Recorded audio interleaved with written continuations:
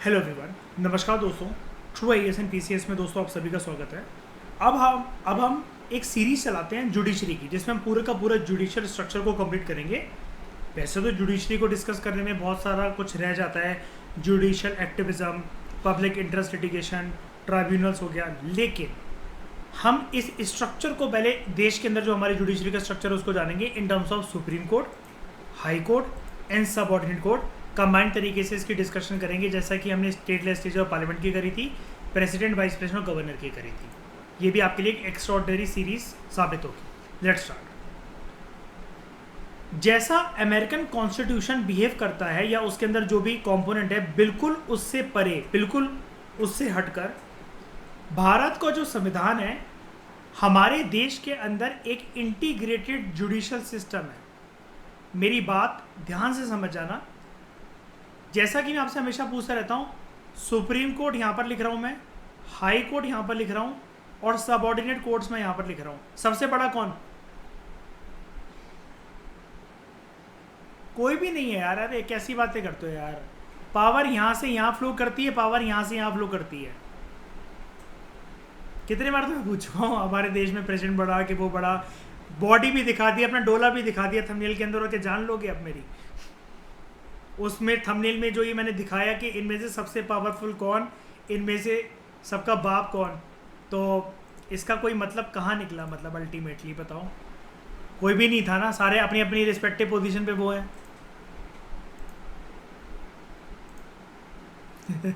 हाँ क्या? नहीं नहीं नहीं नहीं, इंटीग्रेटेड जुडिशियल सिस्टम है हमारा। इसका एक बात याद करो, वैसे तो इस चैप्टर में समझ में आ जाएगा, जिसको कुछ भी नॉलेज नहीं है सबको पता लग जाएगा। श्रेय, एक बात को भूल रहे हो आप। मयूर, याद करो उस बात को कि हाई कोर्ट के भी डिसीजन, भले ही वो बॉम्बे हाई कोर्ट है, लेकिन पूरे देश पे लागू होते हैं फिर वो, है ना। हाजी अली दरगाह केस के अंदर बॉम्बे हाई कोर्ट ने रूलिंग दी कि औरतें जो हैं वो घुस सकती हैं। उसका मतलब, इसका मतलब फिर वो देश की हर दरगाह के अंदर घुस सकती हैं, सिर्फ बॉम्बे की हाजी अली दरगाह के अंदर नहीं। शनि शिंगणापुर, सबरीमाला टेम्पल, ठीक है। यही तो बोल रहा है श्रेया वो आपको। अगर अमेरिका होता ना यहाँ पर, तो आप कह सकते थे अच्छा अमेरिका के अंदर सुप्रीम कोर्ट सारी, जैसे हमारे यहाँ अलग अलग राज्यों के क्या होते हैं, हाई कोर्ट, वहां पर हाई कोर्ट वर्ड यूज ना करके क्या बोला जाता है अलग अलग राज्यों के? सुप्रीम कोर्ट, ठीक है। एंड जो हमारे देश में सुप्रीम कोर्ट होता है, उसकी जगह अमेरिका में बोला जाता है वहां पर फेडरल कोर्ट, सबसे बड़ा कोर्ट होता है। हरनीत जी, हमारे देश में कितने सुप्रीम कोर्ट हैं? हाँ, अब बोल रही है आंसर है। याद है उस दिन का मैसेज मुझे व्हाट्सएप का। तो चलो आगे देखते हैं। ये चैप्टर आपके लिए तीनों इजी होने वाले हैं, ऐसा कुछ नहीं, आप रिलैक्स होकर बैठ सकते हो। ऐसा भी नहीं कि पलथी मारकर आसान बिछाकर बैठ गए। मतलब कुल मिलाकर ये डिस्कशन आपके लिए ईजी होने वाली है, क्योंकि इतना कुछ आपने सुन रखा है, post independence, Indira Gandhi ji, judicial parliament के टसल से। आपको यहाँ पर इक्की दुक्की कुछ चीज़ नहीं मिल जाए तो मिल जाए, बाकी सब कुछ एक चैप्टर का एक फ्लो बहुत अच्छा है इन तीनों चैप्टर्स का, ठीक है। ईजी है क्योंकि बहुत। इंडियन कॉन्स्टिट्यूशन ने एक इंटीग्रेटेड जुडिशियल सिस्टम स्टैब्लिश कर रखा है, ये चीज़ याद रखना। इंटरव्यू में आपको यही तो वो पूछ लेते हैं, जैसे आपने बोला कि मेरे फादर जज हैं या बैरिस्टर हैं या लॉयर हैं, कुछ भी आपने बोला, एंड उन्होंने इसी से आपके क्वेश्चन पूछ लिया कि ये हमारे देश के अंदर जुडिशियल सिस्टम कैसा है, सबसे बड़ा कोर्ट जो है वो क्या है। हाँ, आपका आंसर सुप्रीम कोर्ट होना चाहिए, लेकिन वो आपसे ये पूछे कि सुप्रीम कोर्ट की रूलिंग सबसे मेन होती है क्या? ऐसा नहीं है।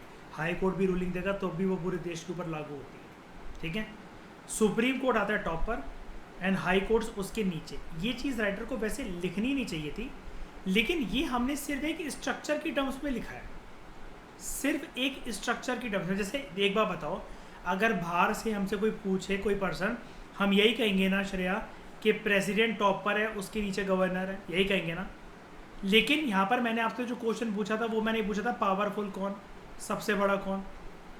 वो नहीं कह सकते आपके सुप्रीम कोर्ट या हाई कोर्ट। स्ट्रक्चर है सिर्फ ये, ठीक है, क्योंकि पूरा जुडिशियल सिस्टम इंटीग्रेटेड है। देखो, under a high court and below the state level बड़ी सारी हिरार्की हमें देखने को मिलती है सबऑर्डिनेट कोर्ट्स की, that is district courts and दूसरे लोअर कोर्ट्स, ठीक है। हमारे देश में यानी कि पूरे कोर्ट का एक सिंगल सिस्टम ही है। अभी ये वाली बात क्लियर हो जाएगी। आप कहोगे यार ये सिंगल सिस्टम क्यों कह जा रहे हो सर, ये लिखा तो है कि हाई कोर्ट है, लोअर कोर्ट है, डिस्ट्रिक्ट कोर्ट है, सबऑर्डिनेट कोर्ट है, आप बार बार ये सिंगल सिस्टम इंटीग्रेटेड जुडिशरी क्यों कह रहे हो उसको? वो इसलिए क्योंकि जिन कानूनी बुनियादों पर सुप्रीम कोर्ट किसी भी केस के अंदर कोई जजमेंट देगा ना, उन्हीं कानूनी बुनियादों पर हाई कोर्ट भी डिसीजन देगा और सबऑर्डिनेट कोर्ट्स भी लाइक डिस्ट्रिक्ट कोर्ट या कोई भी लोअर कोर्ट वैसे डिसीजन देंगे। यानी कि इन तीनों के लिए रूल बुक क्या है?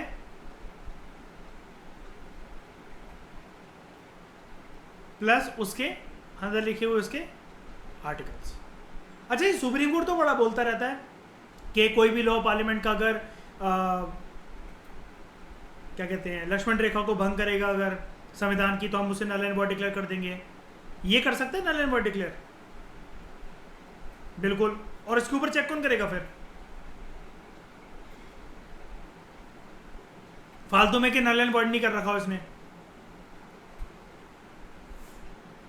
पार्लियामेंट याद है, इंटरकनेक्शन वो होता है, इंटरडिपेंडेंस, क्रॉस चेक, ये चीज है। जजेस के खिलाफ भी रिमूवल प्रोसेस स्टार्ट नहीं हो सकता क्या? बिल्कुल हो सकता है। टफ होता है माना, लेकिन हो सकता है। ये जो सिंगल सिस्टम ऑफ कोर्ट है इसको मैं अडॉप्ट करा फ्रॉम गवर्नमेंट ऑफ इंडिया 1935 और छोटे से छोटा कोर्ट हो लाइक डिस्ट्रिक्ट कोर्ट, बड़े से बड़ा कोर्ट हो लाइक सुप्रीम कोर्ट, ये एनफोर्स करते हैं सेंट्रल लॉज को एंड स्टेट लॉज को। अब आप कहोगे ये कैसे एनफोर्स कर सकती है? काम तो एग्जीक्यूटिव का है। जब वो ढीले पड़ जाते हैं तो यही तो एनफोर्स करता है। और अब तो एनफोर्समेंट के लिए इसने अपने आप को और बर्डन कर लिया है through an instrument known as, very good, शाबाश।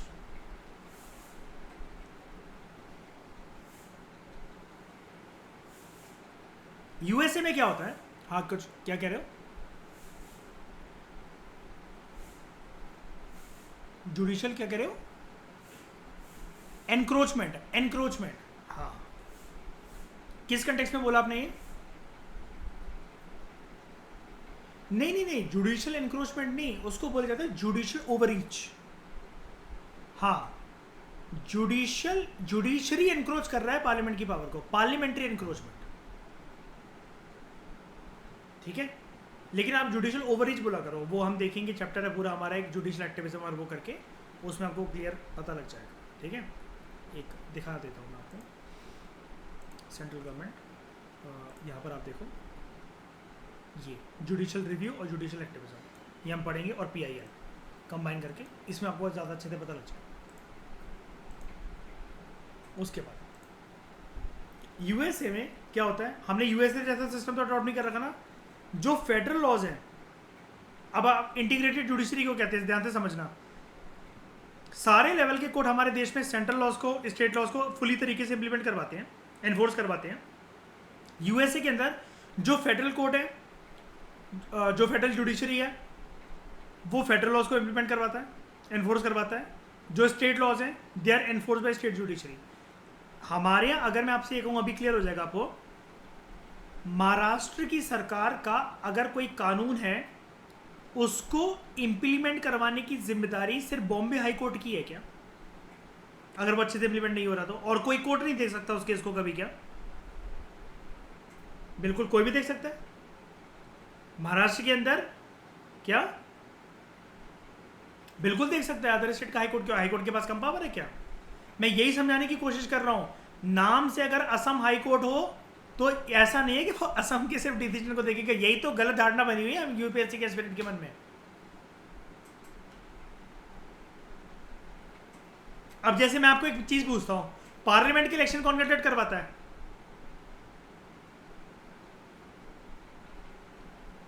विधानसभा विधान परिषद के इलेक्शन कौन कंडक्ट करवाता है?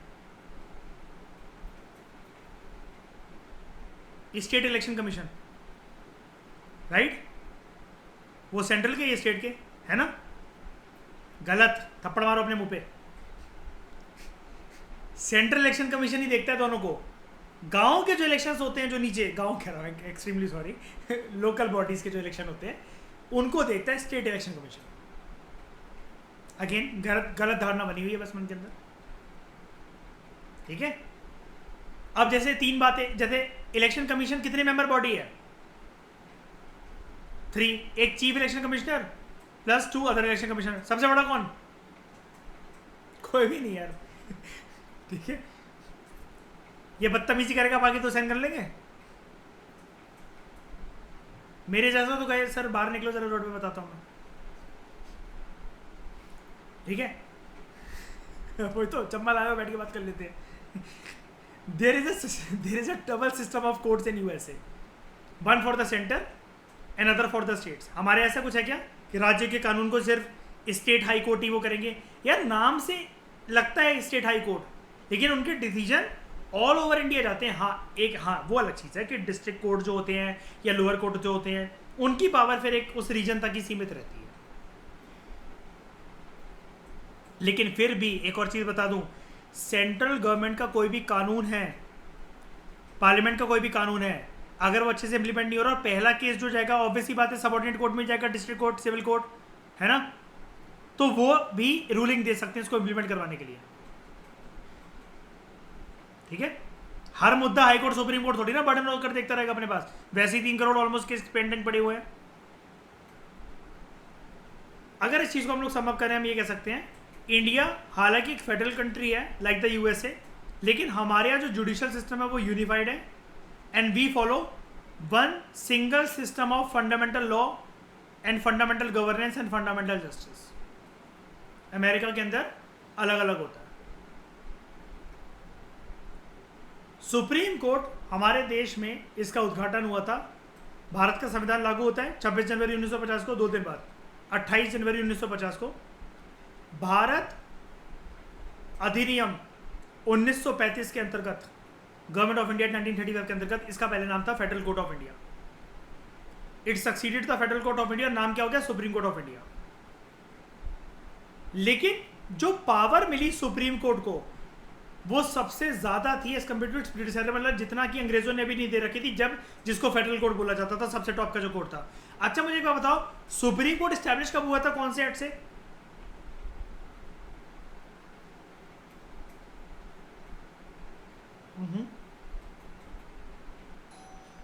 रिकॉल करवाऊं? देखो होश उड़ जाएंगे आप लोगों के। Regulating act of 1773। Sir Elijah Impey का नाम सुना है? चीफ जस्टिस पहले बंगाल में था ये पहले। यस वही वाला। नाम तो यही था ना, मैं नाम पूछ रहा, नामकरण पूछ रहा था मैं तो बस। नहीं बिफोर इंडिपेंडेंस भी, तो आफ्टर इंडिपेंडेंस आप गवर्नमेंट ऑफ इंडिया 1985 को बोल रहे थे रेगुलेटिंग एक्ट ऑफ 1773, ठीक है। However the jurisdiction of the supreme court, ये जितने भी पहले सुप्रीम कोर्ट या फेडरल कोर्ट से उनसे ज़्यादा ही पावर दे रखी है हमने इसको आज़ादी के बाद। दिस इज बिकॉज हमारे सुप्रीम कोर्ट ने रिप्लेस करा था ब्रिटिश प्रीवी काउंसिल को। पहले ये डिसीजन लेते थे, कोर्ट से भी ज़्यादा ऊपर ये ब्रिटिश पार्लियामेंट के लोग होते थे, and they were the highest court of appeal. हमारे देश के अंदर हाईएस्ट कोर्ट ऑफ अपील क्या है? Supreme court. एक केस के अंदर एक बंदा इससे ऊपर हो जाता है, कौन सा केस होता है? सिचुएशन क्या बननी चाहिए बताओ?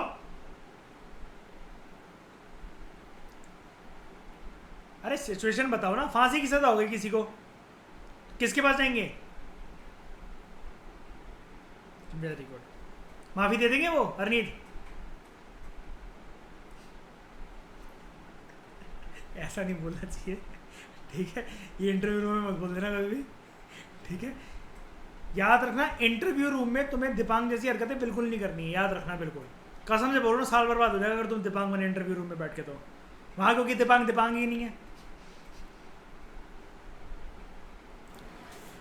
तो this is because supreme court has replaced the British privy council as the highest court of appeal, and अभी हमारे देश में highest court of appeal is the supreme court currently. And एक केस के अंदर प्रेसिडेंट को आप अपील कर सकते हो जब फांसी की सजा किसी को दी गई हो। तो 1950 से पहले British privy council has the jurisdiction to hear appeals from India. ये एक बहुत यूनिक फैक्ट है। भारत के लोगों को, भारत के लीडर्स को या भारत की व्यवस्था पर कोई भी अगर किंतु परंतु वाली सिचुएशन आ पड़ी है यार हम किसको अपील करें सबसे हाईएस्ट? हमें अगर लग रहा है कि ब्रिटिश पार्लियामेंट अच्छा डिसीजन नहीं दे रहा, वो नहीं दे रहा, 1950 से पहले जब हमारा कॉन्स्टिट्यूशन बन रहा था, बना तो था नहीं, कोई ना कोई तो हम अपील करेंगे। जैसे मैंने मान लो लास्ट वाइसरॉय कौन, जल्दी बताओ, जल्दी बोलो। लॉर्ड लुई माउंटबेटन, है ना, लॉर्ड लुई माउंटबेटन। अब मान लो फॉर एग्जाम्पल ऐसा केस हुआ तो नहीं था कभी भी, लेकिन हमें उनसे दिक्कत हो जाती, उनकी कंप्लेंट कहाँ करें? अब आपने कहा सर रुक जा थोड़ा टाइम, सुप्रीम कोर्ट जज बन ही रहा है। मैं कहा बाहर में गई तुम्हारी टाइम ड्यूरेशन यार, तब तक तो यार ये सर के ऊपर हावी होकर बैठ जाएगा ये तो आपने कहा सर एक और बॉडी है, ब्रिटिश प्रीवी काउंसिल के पास चले जाओ, जब तक हमारा संविधान रेडी नहीं होता, बाद में सुप्रीम कोर्ट जब बना लेंगे इसकी तशरीफ फाड़ कर रख देंगे, तब तक यहाँ कंप्लेंट कर लेते हैं। ये ब्रिटिश पार्लियामेंट, ये सॉरी ये अपना ब्रिटेन यूके, लेकिन इसका एक ऑर्गन इंडिया में भी था। ऐसा तो नहीं है कि हम प्लेन लेकर वहाँ जाएंगे कंप्लेंट करने। हर एक चीज़ की उसकी परछाई उसने क्या कर रखा था, याद है? क्वीन खुद नहीं आ सकती थी, याद है? क्वीन खुद नहीं आ, तो secretary of state for India को भेज रखा था भारत में रिवोल्ट ऑफ 1858 के बाद। हर चीज़ की एक परछाई थी। और देखो इनका ना परछाई का कंसेप्ट बहुत होता है, अपनी परछाई की बड़ी रिस्पेक्ट करते हैं, तभी तो शैडो कैबिनेट होता है।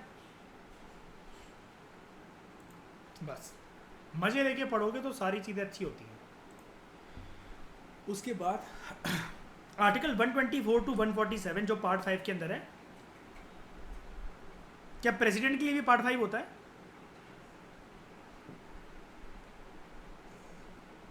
सेंटर से जुड़ी जितनी भी चीजें होती हैं कौन से पार्ट में होती हैं? पार्ट 5 के अंदर article 124 to 147 and part 5 of constitution deals with the organisation, independence, jurisdiction मतलब होता है, एक टर्म बता देता हूं आपको आज, पावर्स प्लस फंक्शंस। सिर्फ पावर को बोल रहे हो तो अलग करके बोलोगे, jurisdiction, powers and functions, and आपकी इसके साथ एक और चीज range of power and function, कहां तक सीमित है, कहां तक फैल सकती है, यानी कि आपकी वर्डिक्ट दी हुई किस किस के ऊपर लागू कर सकती है, किस किस को हिला सकती है, उसको कहते हैं जुरिस्डिक्शन। हर एक बॉडी की जुरिस्डिक्शन होती है, हर एक सरकारी अधिकारी की जुरिस्डिक्शन होती है, हर एक regulatory, statutory, non statutory, governmental, semi governmental, हर एक ऑर्गेनाइजेशन, इंस्टीट्यूशन, कंपनी की एक जुरिस्डिक्शन होती है। यार आप अगर ऑफिस लेट पहुंचे 4-5 दिन से श्रेया, तो आपका जो बॉस है वो आपको डांट लगा सकता है, राइट? बगल वाली बिल्डिंग का कंपनी का बॉस आके डांट लगा देगा आपको, तुम क्यों लेट आ रहे हो रोज। उसकी जुरिस्डिक्शन नहीं होगी आपके ऊपर, समझ गए? श्रेया कहीं किधर आई हो जरा क्या बोल रहा था?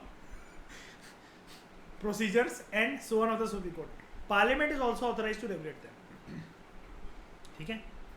पार्लियामेंट क्यों ऑथराइज है इसको रेगुलेट करने के लिए? ये लाइन बहुत इंपॉर्टेंट है, because there is interdependent functioning amongst a parliament, या फिर जिसको पार्लियामेंट को हम लोग क्या कहते हैं आम भाषा के अंदर, आम भाषा तो वैसे पार्लियामेंट ही है, legislature. There is interdependence amongst legislature, executive and judiciary. हनी क्लियर हुआ है सब कुछ? शैली, ईशा, सब लोगों को क्लियर है? इस बेसिक से इंट्रोडक्शन की डिस्कशन में इतना ही। बात करेंगे अगले लेक्चर में हाई कोर्ट के बारे में। Thank you very much for discussion.